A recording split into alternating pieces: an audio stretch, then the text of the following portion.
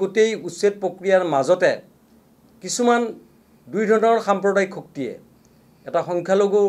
নামধাৰী সংগঠন আনপিনে অন্য এটা সাম্প্ৰদায়িক শক্তিয়ে এই বাংলাদেশী মূলৰ মানুহৰ লগতে মিয়া মানুহ যি বুলি কয় তেওঁলোকৰ লগতে গৰিয়া লোকসকলক সন্দেহৰ আৱৰ্তনত সাম্প্ৰদায়িকভাৱে টাৰ্গেট কৰা দেখা গৈছে যিটো আমি আমাৰ স্বাভিমানত লাগিছে এনে কাৰ্যবিলাক জাতীয় সংগঠনে দৃষ্টি ৰাখিব লাগে আৰু জাতীয় সংগঠনৰ আমাৰ আহ্বান এই ক্ষেত্ৰত তেওঁলোকে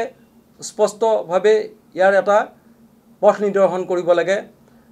আজি খিলঞ্জীয়াক ধৰ্মৰ ভাগত যদি ভাগ কৰিব বিচৰা হয় সেইটো আমি কেতিয়াও মানি নলওঁ খিলঞ্জীয়া আৰু এইটো খিলঞ্জীয়া আৰু অখিলঞ্জীয়াৰ যুঁজ হ'ব লাগে ইয়াত ধৰ্মৰ কোনো কথা নাই খিলঞ্জীয়া গৰিয়া মৰিয়া দেশী মৰাণ মটক টাই অহম ইত্যাদি গোটেই জনগোষ্ঠীক এইখিনি আমাৰ খিলঞ্জীয়া আৰু অখিলঞ্জীয়া ব্যক্তিসকলৰ নাম লৈ আমাৰ ধৰ্মটো একে হোৱাৰ কাৰণে সন্দেহৰ আৱৰ্তনত আনি আজি ভৰলুত এনেকুৱা ইনচিডেণ্ট হৈছে তাত অলপ মানুহখিনি দুখীয়া মানুহ তেওঁলোকে তাত বহি আছে তেওঁলোকৰ মাটিৰ পাট্টা আছে তাতে তেওঁলোকে দুগৰাকী বিশিষ্ট ব্যক্তিৰ নাম লৈ পেলাই তাত তেওঁলোকক টাৰ্গেট কৰি লোৱা হৈছে ঠিক তেনেকুৱা আৰু কিছুমান জায়গাত ধৰক আমি দেখিছোঁ গৰিয়া মানে তাত অবৈধভাৱে বহি থকা বাংলাদেশী মানে অবৈধভাৱে বহি থকা পূৰ্ববংগীয় মুছলমান লোকসকলৰ লগতে আমাৰ গৰিয়ামৰীয়া দেশী লোকসকলৰ লগতে অন্যান্য খিলঞ্জীয়া জাতি জনগোষ্ঠীৰ লোক আছিলে তাত দেখিছোঁ যে পূৰ্ববংগীয় লোকসকলৰ লগত খিলঞ্জীয়া গৰিয়ামৰীয়া দেশীসকলকো নটিচ দিছে কিন্তু অন্য খিলঞ্জীয়া জনগোষ্ঠীবিলাকক নটিচ দিয়া নাই এই বৈষম্যটো আমি হোৱাটো নিবিচাৰোঁ যাতে এই গোটেই প্ৰক্ৰিয়াটো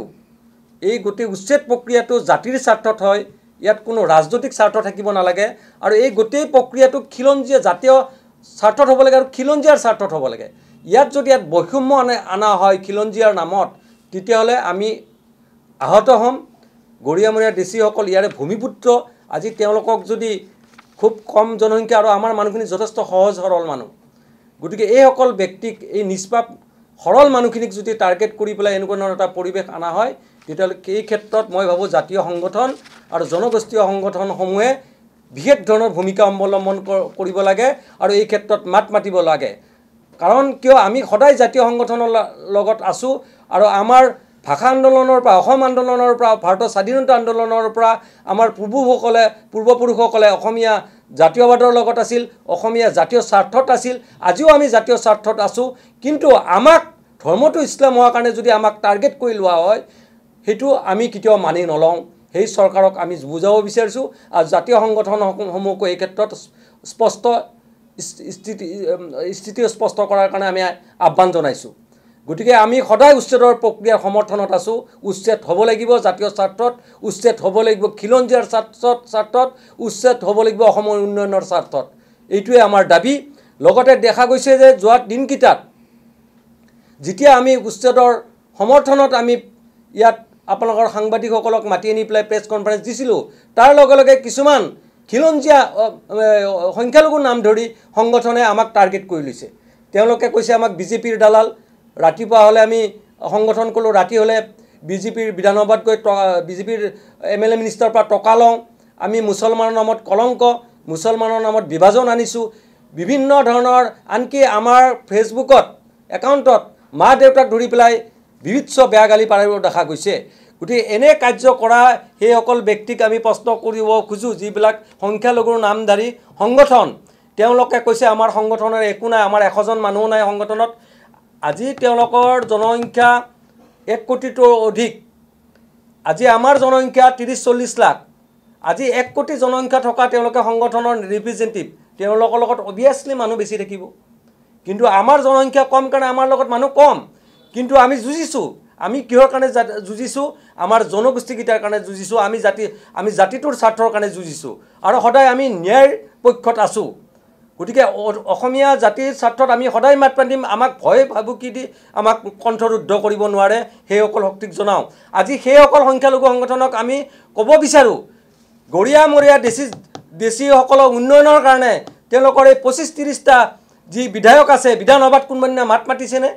গৰিয়া উন্নয়ন পৰিষদ লাগে বুলি তেওঁলোকে কেতিয়াবা দাবী জনাইছেনে সেইসকল বিধায়কে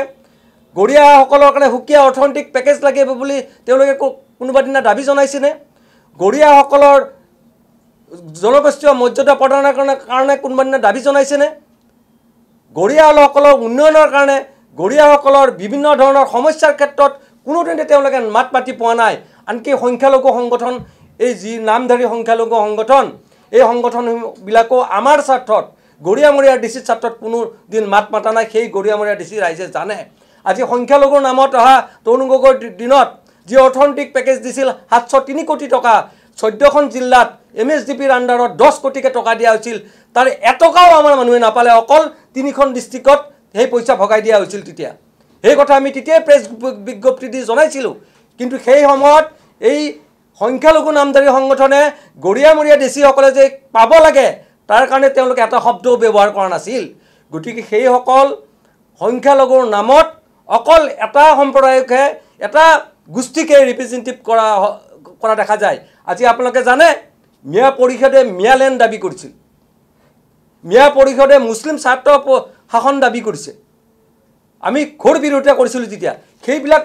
কি তেওঁলোকৰ বিভাজন নহয় মুছলমানৰ নামত? সেইবিলাক কি সাম্প্ৰদায়িক ৰাজনীতি নহয়?